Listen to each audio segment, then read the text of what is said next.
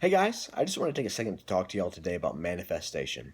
I'm sitting right now in the living room of a duplex I own in Chattanooga, Tennessee. I live in one side, I rent out the other side.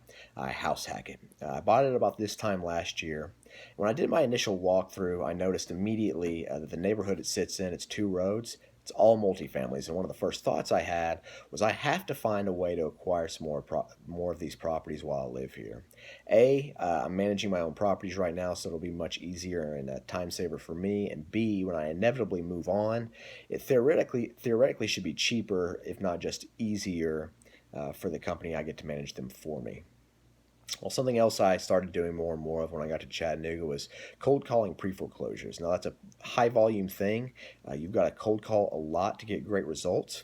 And honestly, I don't have time to do it that much because I'm running too much of my business on my own. I need to hire somebody. But one of the properties that I have had luck contracting and delaying the auction happened to be a quad that is not just on my street, but I literally jog past it in the morning when I'm working out.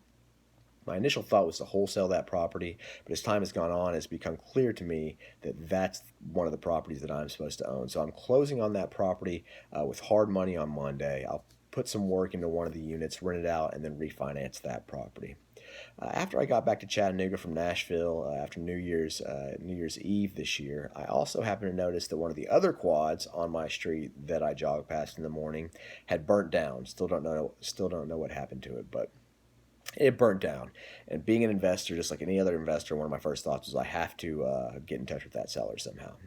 That being said, I didn't prioritize it. I was working on this other quad, and so it wasn't at the top of my list of things to do.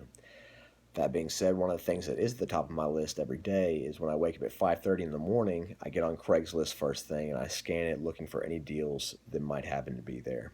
And a couple weeks ago, I happened to notice that there's another property for sale on my street. Get on there, and of course, it is the burned down property. I get in touch with the seller immediately. I want to make him an offer as soon as possible. And I have that property, the burnt down quad, under contract right now for $500 plus closing cost. So ultimately, what I will do is I'll close on that property myself because it's probably going to cost me under $1,000, including the closing cost. I'll fix up the quad I'm on, refinance it, pull most of my money back out. I'll probably leave some in there. And I'll turn my attention right around and I'll focus on the burnt down quad. I'll tear the rest of it down to the foundation, build up, get somebody to finance that for me, refinance it.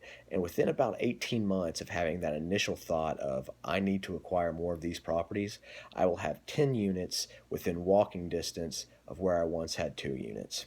I'm just sharing that with y'all because if you are willing to work hard enough, and if you're willing to hold the vision and have some faith in yourself, you'll be amazed what you can manifest in this world. It's never going to be easy. It's never going to be perfect. It's never going to be comfortable.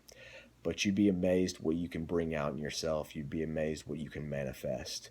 And it's not to say that others won't believe in you and cheer you on, but at the end of the day, they're not going to be able to see it. So you have to do it for yourself in a lot of ways. So please keep that in mind. Manifest all that you can. Keep working hard. Keep believing in yourself. Keep spreading love. And keep doing your own thing, y'all.